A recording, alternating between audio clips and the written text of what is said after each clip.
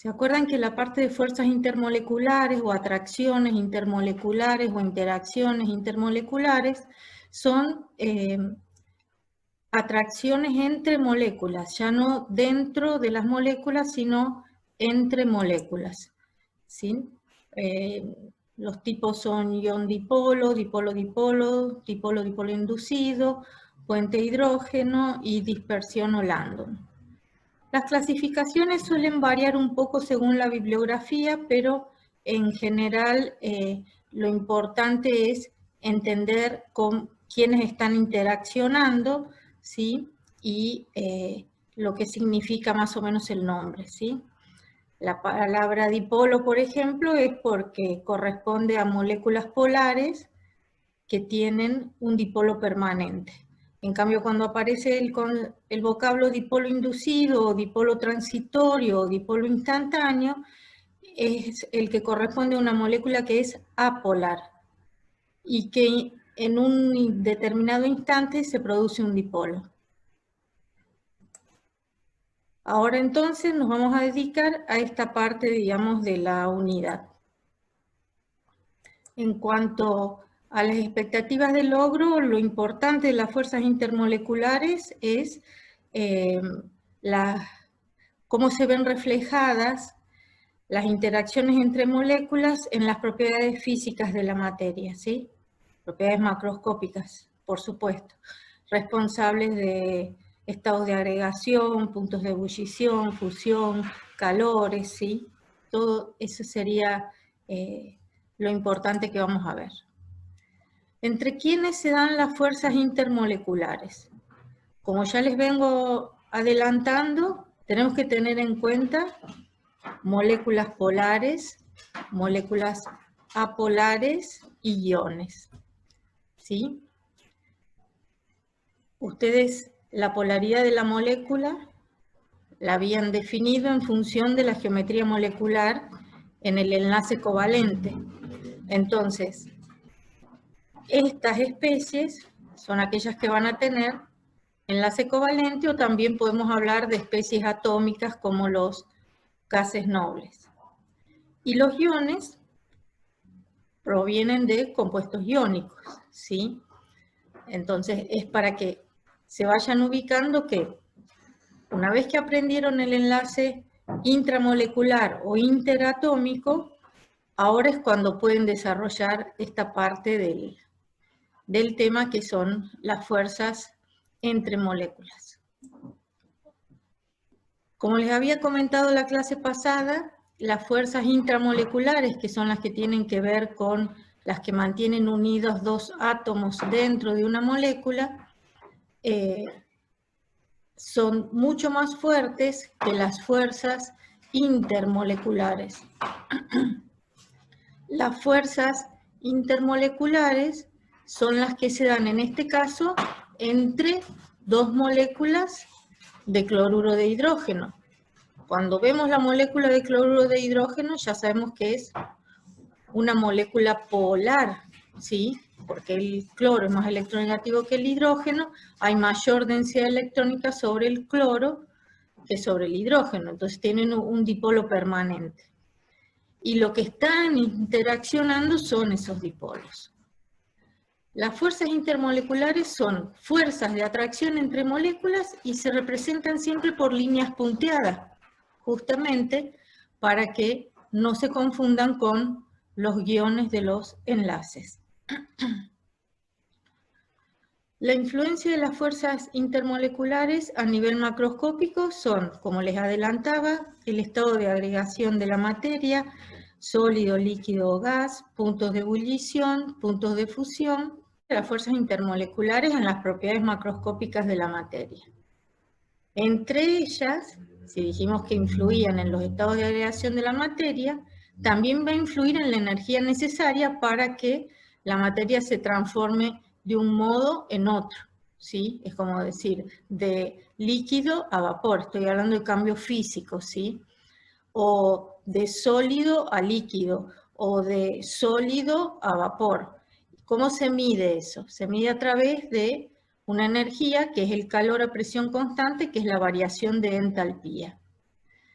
A mayor intensidad de las fuerzas intermoleculares, pues más energía voy a necesitar para separar las moléculas. Por ejemplo, si acá estoy hablando que está en estado líquido, si quiero que pase a la fase vapor, tengo que aplicar una energía para, digamos, que esta atracción entre moléculas polares pueda romperse y en lugar de estar en la fase líquida pase a la fase vapor, donde las moléculas están mucho más aisladas unas de otras, ¿sí? En ese sentido, entonces, también van a influir las fuerzas intermoleculares en los procesos energéticos de cambio de fase. Como ejemplo de esto, les hablaba de la energía necesaria para separar un mol de cloruro de hidrógeno en sus elementos constituyentes es del orden de los cientos de kilojoules por mol, ¿sí? ¿Y esto a qué corresponde? A fuerzas intramoleculares, porque estoy rompiendo enlaces covalentes.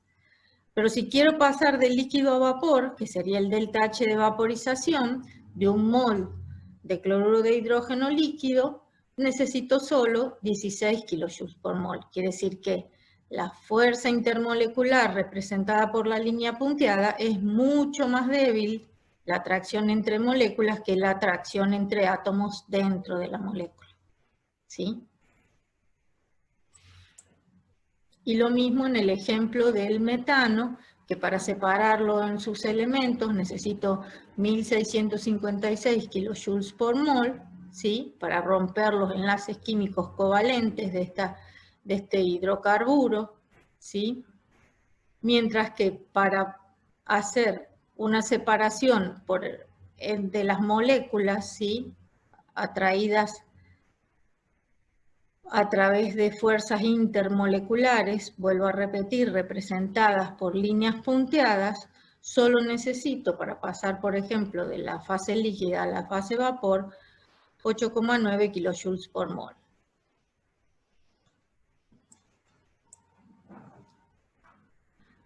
Otro aspecto, digamos, a tener en cuenta en las fuerzas intermoleculares es la distancia. ¿Se acuerdan que hablábamos del enlace covalente, los radios covalentes? Cuando hablamos en la tabla, en propiedades de la tabla periódica, para medir el radio de un átomo, como los átomos es muy difícil de aislarlos, hablamos de la distancia entre los núcleos dividido 2 en una molécula formada por enlace covalente, ese me daba el radio covalente. Y tenía el radio de Van der Waals, que era cuando las moléculas no estaban enlazadas, ¿sí? Y es el que me está determinando la distancia entre dos moléculas que interaccionan. La distancia entre los núcleos de dos átomos de dos moléculas vecinas es igual a 2 radios de Van der Waals, que serían las distancias intermoleculares, que son menores en el caso de las distancias intermoleculares respecto de las distancias intramoleculares. Vamos a un poco más sobre definiciones de las fuerzas intermoleculares para poder entrar en tema. Son fuerzas que mantienen cohesionadas las moléculas. Si no existieran, todas las sustancias serían gaseosas independientemente de la temperatura. ¿Esto qué significa? Que son fundamentales en la explicación del estado condensado. Recuerdan que el estado condensado son los líquidos y los sólidos, y en ellos hay mucha más interacción y atracción entre moléculas que en el caso de los gases, donde el espacio entre moléculas es muy grande y las atracciones son mucho más débiles. Por esto es que permiten la existencia de los 3 estados de la materia, y las fases condensadas se forman cuando las fuerzas de atracción entre las partículas las acercan unas a otras. Son de una intensidad mucho menor que los enlaces covalentes. Los tipos de fuerzas intermoleculares son ion-ion, ion-dipolo, dipolo-dipolo, y dentro de la dipolo-dipolo puente hidrógeno, dipolo-dipolo inducido y fuerzas de dispersión Hollandó. Las fuerzas intermoleculares son, en general, de una intensidad mucho menor que las enlaces covalentes. Son de una intensidad mucho menor que los enlaces covalentes. Los tipos de fuerzas intermoleculares son ion-ion, ion-dipolo, dipolo-dipolo, y dentro de la dipolo-dipolo puente hidrógeno, dipolo-dipolo inducido y fuerzas de dispersión Hollandó. Ion-ion, ya vamos a hacer la aclaración, digamos, es más un tipo de enlace químico que una fuerza intermolecular, pero como después aparecen interacciones con los iones, entonces es importante también recordar cómo era la fuerza de atracción electrostática entre iones, ¿sí?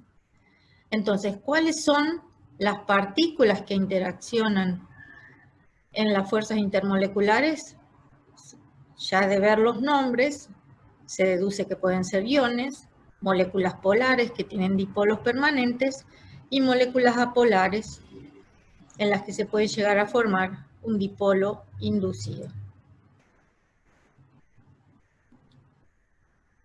La interacción ion-ion no la vamos a considerar como una fuerza intermolecular porque es de magnitud mucho mayor que el resto, ¿sí? Y aparte porque recuerdan que el compuesto iónico no formaba moléculas, sino unidades formulares, y los sólidos iónicos eran sólidos cristalinos, compuestos que tienen una estructura regular espacial tridimensional. La interacción ion-ion siempre se va a dar entre cargas opuestas, es de tipo electrostática, es muy fuerte y se encuentran casi siempre en el estado sólido, pero puede haber alguna especie en estado líquido. Cuando aumenta la fuerza, atracción entre iones de cargas opuestas, ¿sí? En este caso era proporcional a las cargas de los iones e inversamente proporcional a la distancia al cuadrado entre los núcleos de esos iones. Acuérdense que ahora estamos hablando de fuerza, por eso aparece la distancia al cuadrado. En la energía, cuando hablamos de energía, aparecía la distancia a la primera. ¿Qué teníamos que tener en cuenta? ¿Y por qué vamos a repasar esto? Porque cuando después veamos fuerzas de interacción ion-dipolo, vamos a tener que ver si es posible que ocurra esa interacción. Recuerden que el producto de las cargas es función de ¿qué? De las cargas de los iones. Y por eso en este caso está indicado que la fuerza de atracción electrostática en un compuesto iónico, como puede ser el fluoruro de sodio, el fluoruro de calcio y el óxido de calcio, va en aumento. ¿Por qué? Porque a pesar de que los radios, en el caso del sodio respecto del calcio o del oxígeno respecto al flúor, pueden ser mayores, lo que influye principalmente es la carga. En este caso, la fuerza queda determinada por el producto de dos cargas con valor 1. Aquí queda determinada por el producto de dos cargas más 2 por 1, ¿sí? Y en este caso es el mayor valor cuando estamos hablando de 2 por 2, 4. Por eso, a medida que aumentan las cargas, aumenta la fuerza, y cuando disminuye la distancia, que quiere decir que los radios iónicos son menores, también aumenta la fuerza. Esto lo repasamos porque lo van a tener que tener en cuenta a posteriori. Pero, relacionando entonces lo que serían fuerzas intermoleculares, vuelvo a destacar la intensidad de la energía necesaria para romper la atracción entre estas especies, ¿sí? Que ven que son del orden de entre 20 y menos 2 kilojoules por mol. En un ion dipolo tendremos interacción entre iones y moléculas polares, ¿sí? En una dipolo-dipolo, entre moléculas polares, porque vuelvo a repetir, cuando hablo de dipolo me refiero a una molécula que es polar, razón por la cual tiene un dipolo permanente. Ya lo vamos a ver, por ejemplo, en el agua. La mayor densidad electrónica sobre el oxígeno, ahí estaría el polo negativo de la molécula, y la menor densidad electrónica sobre los hidrógenos, allí estaría el polo positivo. La fuerza intermolecular puente-hidrógeno, que es una de las más fuertes y que tiene la característica de que se da en moléculas polares, donde aparecen especies como nitrógeno, oxígeno o flúor, que tienen elevadas electronegatividades, y la presencia de hidrógeno, de allí su nombre. Dipolo-dipolo inducido es cuando una molécula polar puede producir un dipolo transitorio en una molécula apolar. Y fuerzas de dispersión o Landon son las más débiles, la presentan todas las especies, pero son las características de las moléculas apolares. Vamos a la interacción ion-dipolo. La interacción ion-dipolo, como su nombre lo indica, va a ser entre una especie con carga y, por ejemplo, agua. En este caso, ponemos el catión sodio y el agua. Es una de las fuerzas intermoleculares más fuertes y la fuerza aumenta, vuelvo a repetir, cuando aumentan las cargas o disminuye la distancia. ¿Pero por qué estamos viendo esto? Porque son más fuertes para iones pequeños y con carga elevada. ¿Sí? Fíjense la comparación en este caso cuando están interaccionando un catión sodio y un catión magnesio. A medida que el radio disminuye y la carga aumenta, la interacción es más fuerte. Si yo quisiera separarlos, necesitaría aplicar más energía para separar los cationes magnesio del agua, por ejemplo, que para los cationes sodio del agua. Estos son ejemplos, si esto fuera un compuesto iónico formado por un catión y un anión, de cuando estamos formando una solución. Una solución es un sistema formado por dos o más componentes que tienen las mismas propiedades en cualquier punto de ellos. Y se acuerdan que justamente los compuestos iónicos eran solubles en agua. Quiere decir que el agua tiene la fuerza suficiente o la capacidad disolvente suficiente como para separar los iones de una red cristalina y orientar sus dipolos según al ion que esté rodeando. ¿Sí? Aquí vemos, por ejemplo, el cloruro de sodio y el agua, primero están por separado y después cuando empiezan a interaccionar, cómo tiene la fuerza suficiente para separar en iones. ¿Sí? Las sustancias iónicas se disuelven en solventes polares porque estos presentan un valor apreciable de momento dipolar para separar los iones. Y aquí se ve lo que yo les decía, como si estoy frente a un catión o a un anión, la molécula de agua se orienta según su mayor densidad electrónica sobre el catión y su menor densidad electrónica sobre el anión. Lo que sería lo mismo decir el polo negativo sobre el catión y el polo positivo de su dipolo permanente sobre el anión. Este proceso también se denomina desolvatación o hidratación de los iones mediante moléculas de agua. ¿Sí?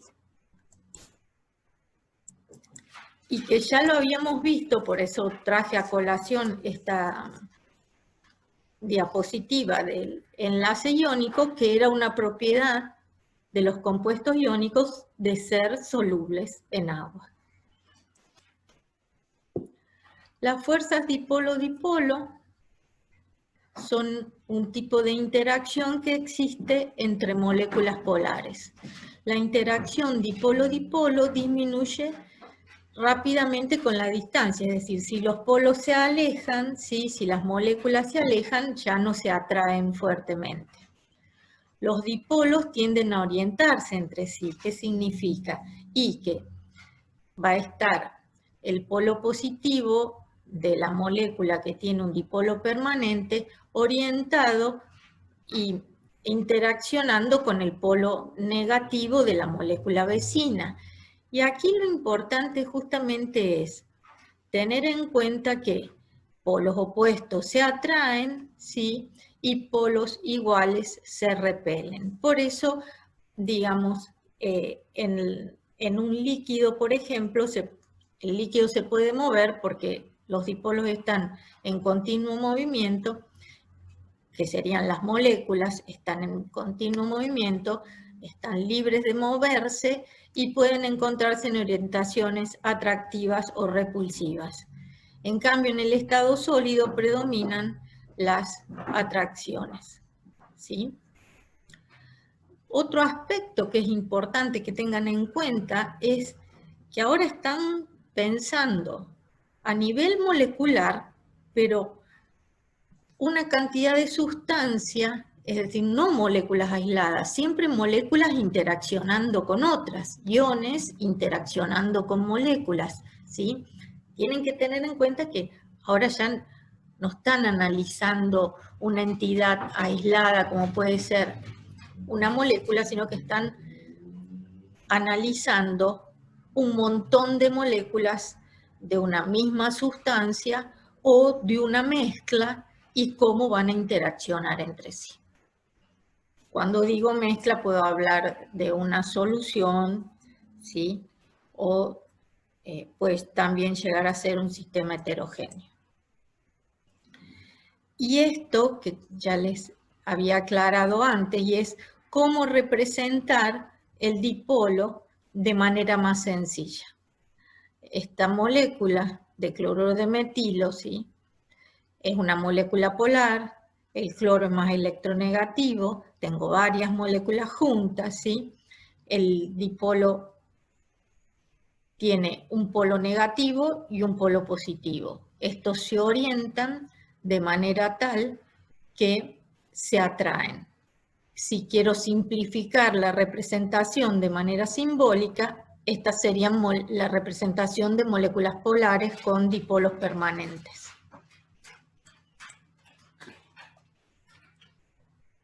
Pasamos ahora a el enlace puente hidrógeno. El enlace puente hidrógeno es una interacción dipolo-dipolo especial entre un átomo de hidrógeno, de una molécula polar, digamos, y los electrones lo enlazantes de los átomos de nitrógeno, oxígeno o flúor de la molécula vecina, como siempre. Seguimos hablando de interacción entre moléculas. Y aquí está el ejemplo más común, que es el agua, ¿sí? El agua, formado por un oxígeno y dos hidrógenos, que forma un dipolo permanente, y el oxígeno, que tiene pares de electrones no compartidos, interacciona con las moléculas de agua vecina. Las líneas punteadas representan la interacción de puente hidrógeno. En este caso, siempre vean que la interacción va a ser entre el hidrógeno, como dice, de una molécula polar, y oxígeno o nitrógeno o flúor, que son los elementos más electronegativos de la tabla, de la molécula vecina. Y es muy interesante analizar este gráfico, donde muestra las temperaturas de ebullición en grados centígrados por periodos, ¿sí? ¿Qué tenemos como ejemplo? Tenemos como ejemplo hidruros. Hidruros en su mayoría de no metales y algunos metales. Aquí tenemos hidruros del grupo 4, ¿sí? De metano, tetrahidruro de silicio, tetrahidruro de germanio, tetrahidruro de estaño. Del grupo 5, que serían hidruros del nitrógeno, del fósforo, del arsénico, del bismuto, ¿sí? Amoníaco, fosfina, arsina, nombres comunes. Hidruros del grupo 7 o 17, que serían los halógenos, fluoruro de hidrógeno, cloruro de hidrógeno, bromuro de hidrógeno, yoduro de hidrógeno. Y del grupo 6, el agua, el sulfuro de hidrógeno, el seleniuro de hidrógeno y el teleniuro de hidrógeno. ¿Por qué se produce esta variación? En función de todo lo que ya hemos visto hasta ahora. Primero, todos son compuestos polares, exceptuando los del grupo 1, ¿sí? Porque se acuerdan que el metano es una molécula apolar. Y el silicio, el germanio y el estaño pueden formar hidruros apolares a semejanza del metano porque pertenecen todos al mismo grupo. La particularidad por la cual los puntos de ebullición del amoníaco, del fluoruro de hidrógeno y del agua son tan altos es porque presentan enlaces puente hidrógeno, es decir, esa interacción entre el hidrógeno y el elemento muy electronegativo de la molécula vecina que hace que la atracción sea tan grande que sea del orden de los 20 kilojoules por mol, que es la que vimos como la fuerza de interacción una de las más fuertes, la ion dipolo y la puente de hidrógeno. Por eso es la forma que siguen estas curvas, ¿sí? Que hay un descenso en el punto de ebullición para el compuesto. Estas especies, como indica la definición, poseen enlace puente hidrógeno entre sus moléculas y que son del tipo de interacción o de fuerza intermolecular de mayor intensidad, ¿sí? Luego, desciende al segundo, digamos, elemento que sigue en el grupo, porque justamente, ¿cómo son estos compuestos? Estos compuestos son compuestos polares, ¿sí? Y la interacción es dipolo-dipolo, pero es una interacción o una fuerza intermolecular de menor intensidad que el enlace puente hidrógeno. Pero lo que se empieza a observar luego con los compuestos siguientes es que el punto de ebullición va aumentando. Ese aumento se debe a que hay un aumento en el tamaño de la molécula, en la masa molecular o en el peso molecular, y esto influye, ¿sí?, en el punto de ebullición a través de la intensidad de la fuerza intermolecular. Y después ya vamos a terminar de entender un poco más qué ocurre en el grupo 4, que en realidad todavía no vimos, pero son las fuerzas más débiles, y si son las más débiles, ¿por qué lo digo sin saber, digamos, sobre fuerzas intermoleculares?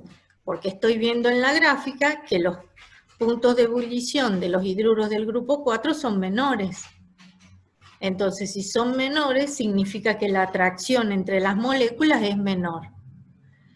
Le corresponde, en este caso, por tratarse de moléculas apolares, un tipo de interacción que se denomina fuerzas de dispersión o fuerzas de Landon.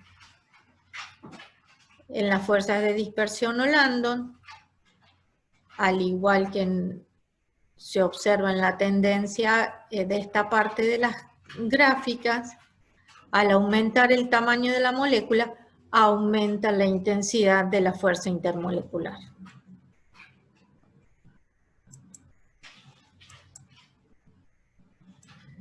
Y acá vale la pena hacer un paréntesis y hablar del enlace puente hidrógeno que se da en las moléculas, entre las moléculas del agua, porque en realidad el agua es una sustancia, primero que por la gran atracción entre las moléculas es un líquido a temperatura ambiente. Y por otro lado tiene la particularidad que en el estado sólido es menos denso, ¿sí? Siempre han visto que el hielo flota. Y esto se debe a que, como puede formar enlaces puente hidrógeno con otras moléculas vecinas, se genera una estructura del oxígeno rodeado de 4 hidrógenos. Cada oxígeno, en definitiva, se rodea de 4 hidrógenos con una estructura tetraédrica, y en el conjunto lo que representa es una forma hexagonal con espacios entre ellos mucho más grandes que en el estado líquido, donde las moléculas se pueden mover y hay menos distancia entre ellas. Pero esto es una particularidad del agua, porque en general un sólido de cualquier sustancia es más denso que el líquido, ¿sí? Por eso la importancia de resaltarlo. Y que se debe, en definitiva, a los enlaces puente hidrógeno que puede establecer.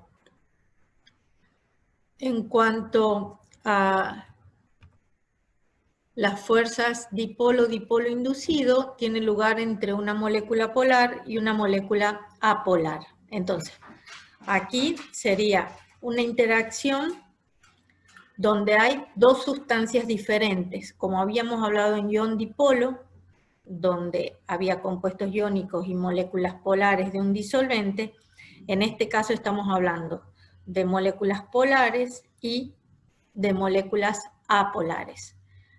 La carga de una molécula polar provoca una distorsión en la nube electrónica de la molécula apolar y la convierte de un modo transitorio en un dipolo. Se establece una fuerza de atracción entre las moléculas. Entonces, fíjense cómo, si están separadas suficientemente unas de otras, el dipolo no ejerce ninguna acción sobre la molécula apolar. Pero si se acercan, el dipolo permanente de la molécula polar produce un dipolo transitorio en la molécula apolar o no polar.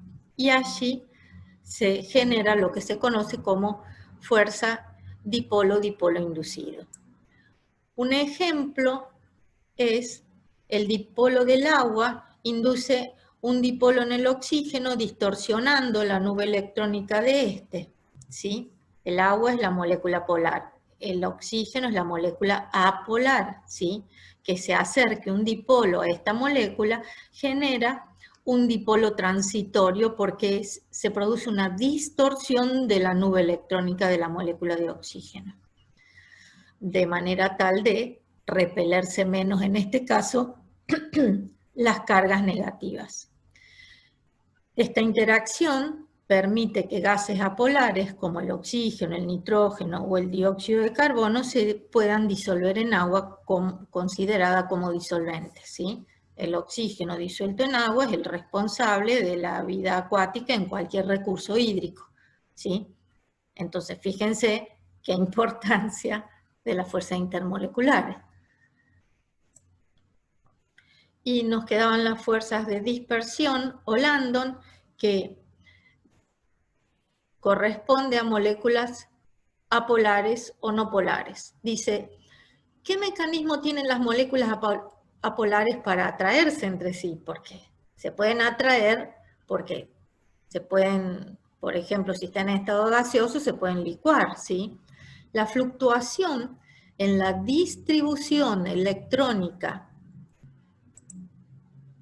de dos moléculas vecinas da como resultado momentos eléctricos dipolares instantáneos que se atraen entre sí. Así que, como vimos, la distorsión que podría inducirse en una molécula polar a través de un acercamiento con una molécula polar, esto también se puede dar pensando que los electrones están en movimiento y que en un momento puede haber una distorsión de esa densidad electrónica o distribución electrónica de una molécula, de manera tal que, produciéndose un dipolo instantáneo en una, automáticamente se atrae con las vecinas y le genera otros dipolos instantáneos, ¿sí? Y aunque decimos que son dipolos instantáneos porque es función de una simetría en la distribución electrónica que puede desaparecer, ¿sí?, al haber generado un efecto de atracción en las vecinas, en las moléculas vecinas, es como una inducción de dipolos en cadena. Las fuerzas de dispersión son las responsables de la interacción entre moléculas apolares. Está presente en todas las moléculas. Las fuerzas de dispersión están presentes, significa en todas las moléculas, aunque sean las que tienen interacción dipolo-dipolo, las que tienen interacción puente-hidrógeno, pero en general no las nombramos porque no es la preponderante. En cambio, en las moléculas apolares sí es la fuerza de interacción preponderante. Son las fuerzas intermoleculares más débiles, es la que vimos en la tabla, que tienen valores de menos 2 kilojoules, menores a 2, kilojoules por mol. La polarizabilidad es la capacidad de la molécula para formar un dipolo instantáneo. La polarizabilidad se incrementa a medida que aumenta el peso molecular y el tamaño de la molécula y en consecuencia mayor intensidad de las fuerzas de dispersión. Su intensidad depende de la forma de la molécula, mayor área de contacto, mayor fuerza de dispersión. Y esto era de lo que les estaba hablando en la gráfica. Los elementos del grupo 4 que forman hidruros forman moléculas apolares que tienen puntos de ebullición bajos, ¿sí? Fíjense que acá está el 0 grados centígrados, muchos son gases a temperatura ambiente, pero de todos modos, ese punto de ebullición, fíjense cómo va aumentando a medida que aumenta la masa molar de la molécula, ¿sí? Justamente porque se vuelve más polarizable. ¿Por qué? Porque es más fácil, al aumentar la masa, aumenta el tamaño y es más fácil que haya una distorsión de la nube electrónica y se produzcan dipolos instantáneos o transitorios.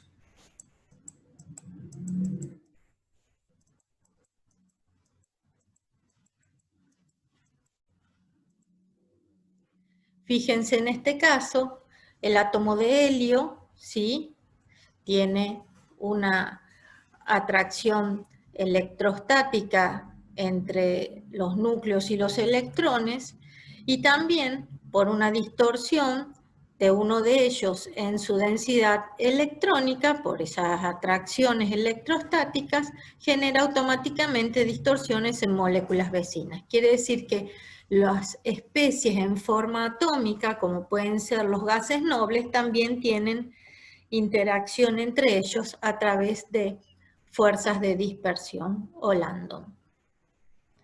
En este caso, de los compuestos del carbono, ¿sí? Fíjense, el carbono enlazado con el hidrógeno, o si no el carbono enlazado con los elementos del grupo 7A o 17, es decir, los halógenos. Metano, tetrafluoruro de carbono, tetracloruro de carbono, tetrabromuro de carbono o tetraioduro de carbono. En el metano, el punto de ebullición es menos 182,5 grados centígrados. Pero estamos hablando de unas moléculas, o la interacción entre moléculas que están formadas por carbono e hidrógeno. A medida que empieza a aumentar el tamaño de la molécula, porque cuando bajo en un grupo el radio atómico aumenta, y comparando entonces siempre con el radio del carbono más el tamaño de los átomos de los halógenos, las moléculas van aumentando en tamaño y en masa. Y entonces la distribución electrónica puede en un instante volverse asimétrica y generar dipolos transitorios. de manera tal que es mucho más polarizable la molécula de tetraioduro de carbono y por eso presenta el mayor punto de ebullición. Quiere decir que a temperatura ambiente nosotros ya vemos estos dos compuestos como líquidos y que pasan, o sólidos, y que pasan recién a 90 y 171 grados centígrados a la fase vapor, ¿sí? Esto sería el mismo ejemplo que está en la gráfica con los compuestos del grupo 4 y el hidrógeno, y acá del metano con los halógenos, ¿sí? Pero es análogo.